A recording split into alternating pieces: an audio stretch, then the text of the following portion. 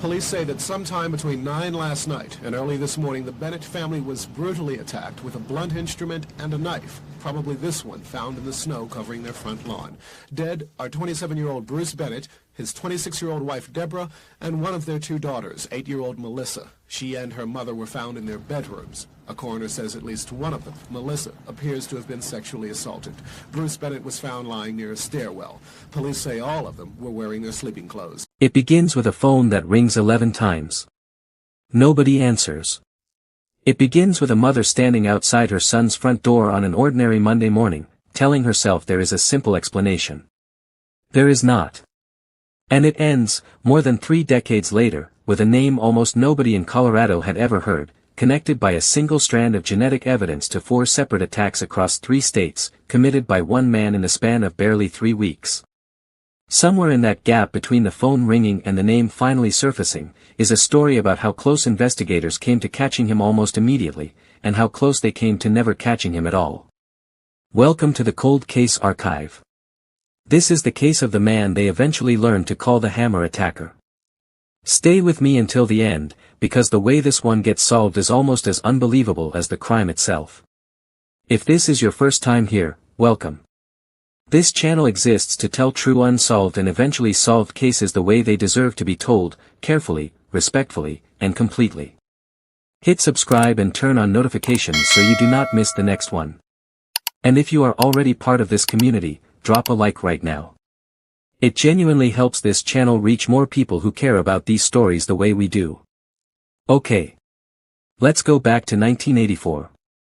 Aurora, Colorado, in the early 1980s, was the kind of place people moved to on purpose.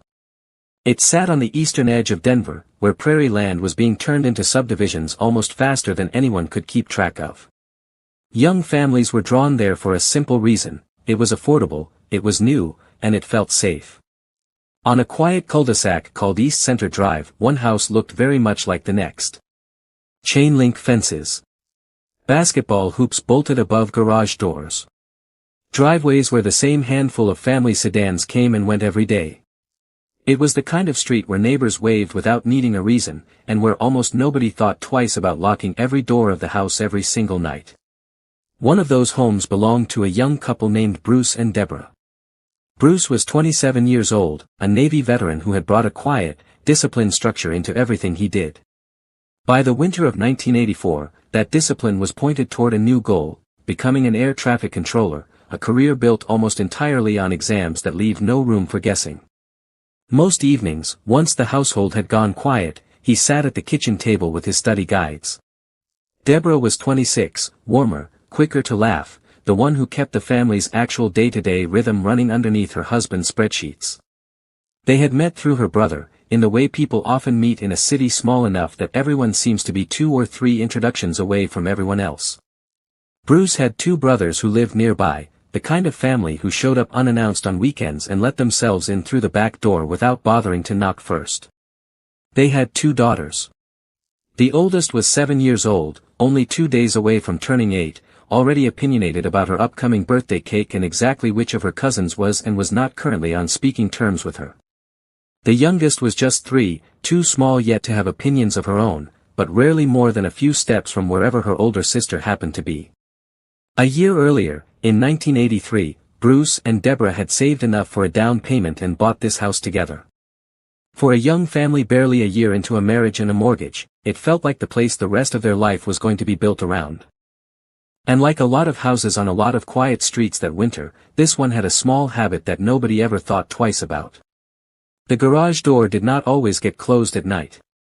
Sometimes it simply got forgotten, lost somewhere between groceries, bath time, and bedtime negotiations. One more small task that always lost out to something louder and closer at hand. Sunday, January 15, 1984, was an entirely ordinary evening in that house. Dinner at the kitchen table. Dishes left in the sink until morning. A bath for the youngest. The oldest daughter negotiating for 10 more minutes before lights out, the same negotiation she ran, and lost, most nights. Outside, the temperature kept falling the way it does on a January night in Colorado. Snow had been sitting on the ground for days, the kind that turns a driveway into a sheet of ice by morning and makes every footstep outside leave a mark that lasts until the next storm covers it over. Inside, the house smelled like dinner dishes and bath soap. A radio had been left on low somewhere in the living room. Ordinary sounds, ordinary smells, the kind that make up 99 nights out of 100 in any house on any street. Nobody in that house was thinking about a garage door left open. Nobody was thinking about much of anything beyond getting two small girls to sleep and getting a few hours of studying in before an alarm went off far too early the next morning. It was, by every account anyone could later give, a night exactly like the one before it and exactly like the one that was supposed to follow. By the next morning, it would be the only detail anyone in that family's world could think about at all. The following morning, Bruce's mother tried calling the house. No answer. She tried again 20 minutes later. Still nothing. On a workday, at an hour when her son should already have been up, dressed, and studying before work, the silence on the line stopped making sense. So she got in her car, drove the short distance to East Center Drive, and let herself in with her own key when nobody came to the door. What she found inside would occupy the next 34 years of an entire police department's effort, though she had no way of knowing that yet. Bruce had been struck with severe force to the head. Deborah had been badly beaten in the bedroom she shared with her husband. In the room the two girls shared, the 7-year-old had been killed. This channel will not describe more than that. Some details do not need to be repeated to understand the weight of what happened in that house, and repeating them serves this story less than it costs the people who actually lived through it. The youngest daughter, only 3 years old, was found alive, though just barely. A firefighter located her in the wreckage of that bedroom, and she was rushed by ambulance to a children's hospital in Denver with injuries so severe that doctors were honest with her extended family about how unlikely her survival really was. She had suffered a fractured skull, brain trauma, and a broken jaw. She went into surgery, then into a coma that stretched on for weeks. She survived. Against odds nobody in that hospital wanted to say out loud, she survived. A young Aurora police detective was among the first officers on scene that morning, with no way of knowing that this single case would come to define the next 3 decades of his career. Investigators moved through the house room by room. They noted the garage door standing open, the same as most nights on that street, the one entry point nobody had ever thought needed guarding, because it had never once seemed necessary before that night. There was no forced entry anywhere else in the home. There did not need to be. The murder weapon was never found at the scene. Based on the nature of the injuries, investigators believed it was a hammer. Whoever had done this had taken it with them when they left, the one piece of evidence deliberately not left behind. Outside, near the garage, boot prints sat pressed into fresh snow, leading away from the property and disappearing about as quickly as the trail itself did. Evidence technicians spent hours inside that house, photographing and bagging surfaces that would not matter to the case for another 3 decades. In 1984, nobody processing that scene could possibly have known how much those small collection bags would eventually be worth. Detectives canvassed the neighborhood. Nobody had heard anything unusual. Nobody had seen a car that did not belong. On a street where families waved at each other without needing a reason, nobody could point to a single face that felt out of place. In cases like this one, the absence of anything unusual is often the only clue anyone has left to offer. Word moved through Aurora quickly. Local news ran the same handful of images for days, the house, the driveway, a school portrait of the oldest daughter, because there was simply nothing else yet to show.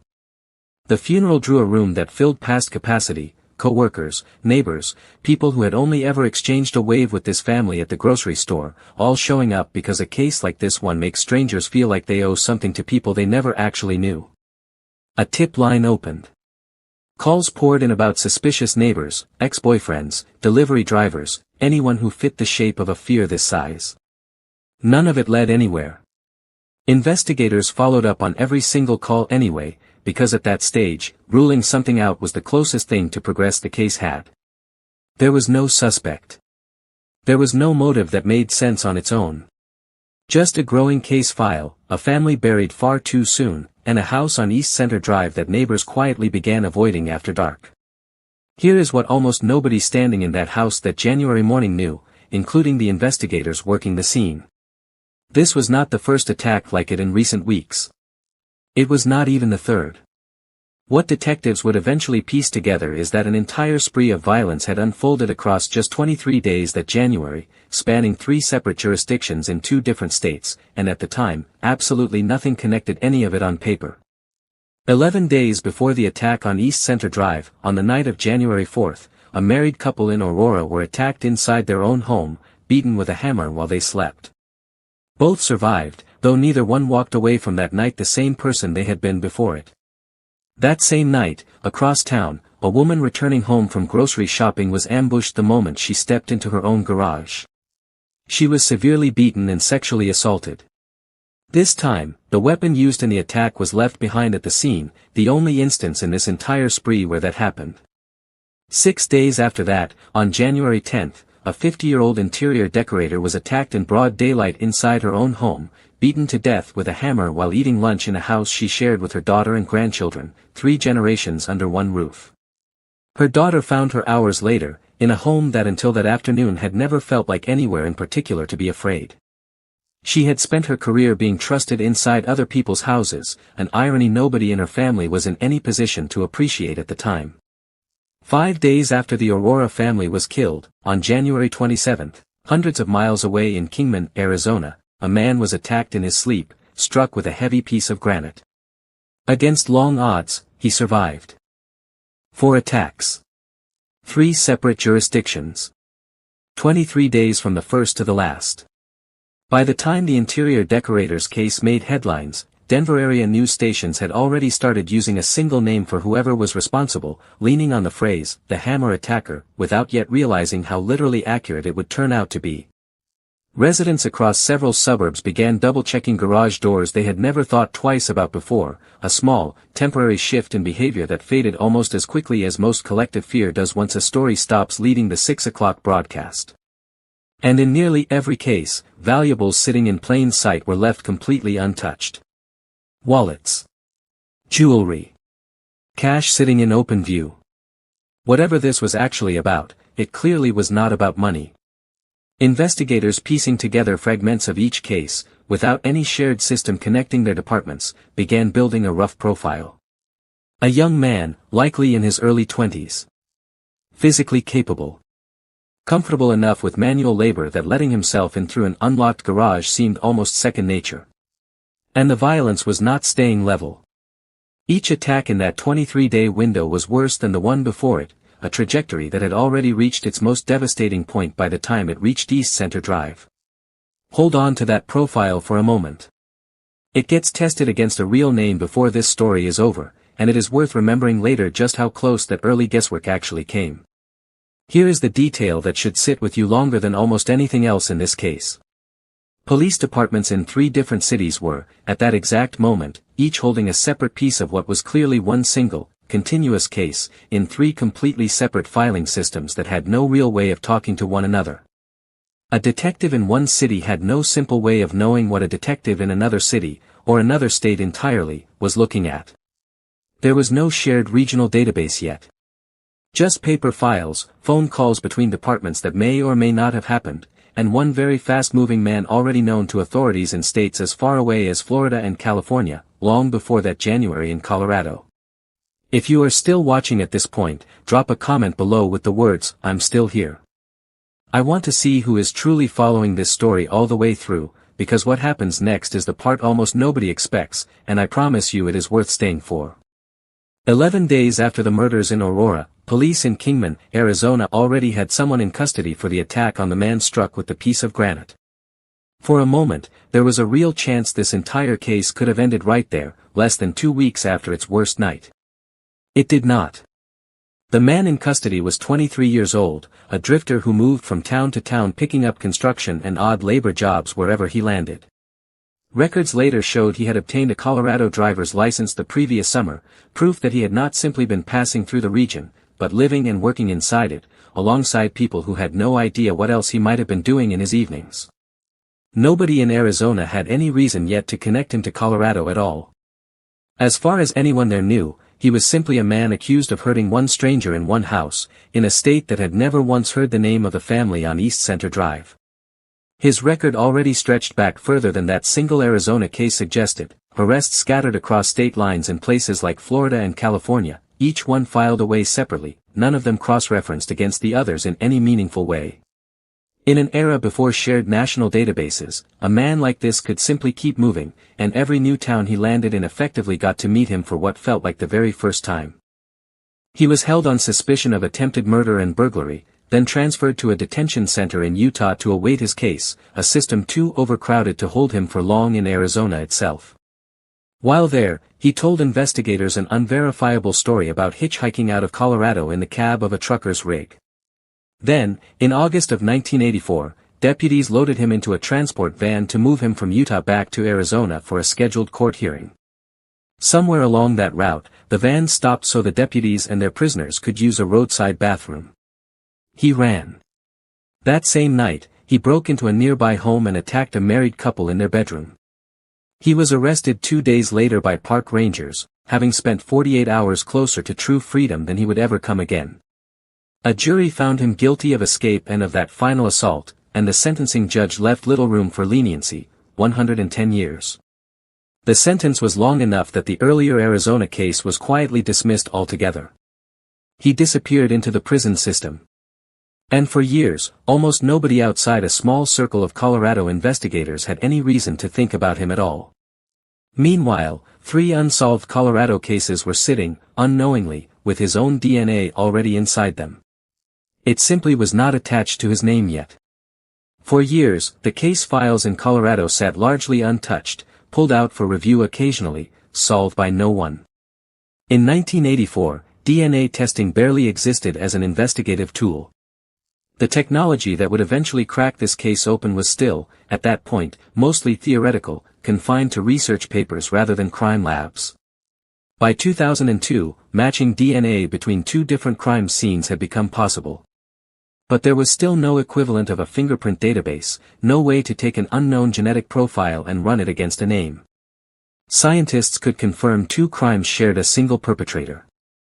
They still could not tell anyone who that perpetrator was. That year, forensic analysts at the Colorado Bureau of Investigation made a quiet but significant breakthrough, the result of painstaking lab work rather than any single dramatic discovery. DNA recovered from 2 of the earlier crime scenes was confirmed to belong to one person. 2 attacks, 6 days apart, finally proven to be the work of the same man. In practice, this changed almost nothing right away. There was still no name attached to that profile. Just a pattern, sitting quietly in a database, waiting on a comparison that had not happened yet and would not happen for another 16 years. The original Aurora detective, older now, kept the case file open on his own initiative more than on any department requirement, a habit that outlasted several changes in leadership above him. It was a quiet, mostly invisible persistence, the kind that never makes headlines, but is often the entire reason a case like this survives long enough to eventually be solved. Somewhere in a records room, a single cardboard box sat labeled with a case number that had grown steadily more faded with each passing year, pulled out, reviewed, and returned to the shelf more times than anyone kept an official count of. Detectives retired. New ones inherited files they had no personal memory of. And still, this one particular case kept getting pulled back out, year after year, by someone who refused to let it become just another number in a drawer. A DNA profile without a name attached to it is, in a very real sense, just an extremely precise description of a stranger. Investigators knew almost everything about the person they were looking for, except the one detail that would have let them actually find him. What that persistence still lacked was a lever. And in 2013, one finally appeared. Nevada began requiring convicted felons already in its custody to submit DNA. Nevada began requiring convicted felons already in its custody to submit DNA samples going forward, part of a broader national push toward retroactive DNA collection inside state prison systems. 3 years later, in 2016, Nevada's Attorney General extended that requirement retroactively, reaching backward into the state's existing prison population, including men who had been incarcerated for decades already. Among them was the drifter arrested all those years earlier in Arizona, still serving out his sentence for the escape and the assault that followed it. In 2018, 34 years after the murders on East Center Drive, that retroactive DNA sample was finally entered into the system. And it matched. Not to one unsolved Colorado case, but to several. The man's name was Alex Christopher Ewing. For 34 years, he had been exactly what the original profile suggested he might be, a young, physically capable drifter moving between manual labor jobs, comfortable letting himself into houses through the entry point nobody thought to lock. He had simply also been sitting inside a prison system the entire time, serving a sentence for a crime that, on paper, appeared to have nothing at all to do with a quiet cul-de-sac in Aurora.